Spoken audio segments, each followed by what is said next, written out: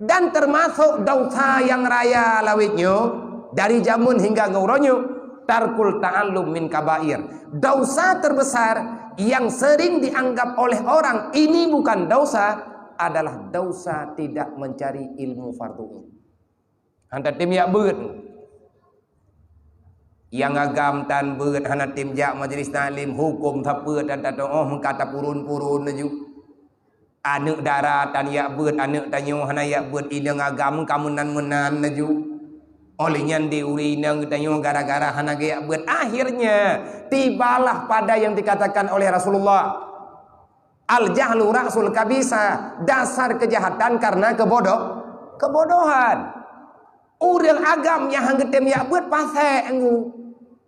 Kan pasek cik, pasek raya. Tarkul ta'allum min kabair. Salah satu daripada dosa besar adalah dosa tidak mau belajar ilmu agama. Anak pun preman-preman raw tu. Hansah nikahan tu. Bergajah je tadi. Mina sayang kan tu. Mek tailanya te kadaya. Ayo nak darah tu, tak jaga haji lebih hebat tak jaga ro tu. Entah pakai iban nanti maya haji jamun padung ke masuk ruang ICU. Maka karena anak kita kadang lahir prematur, tu tah tu urunci. Hantar tu pun pulau haji penting beraya.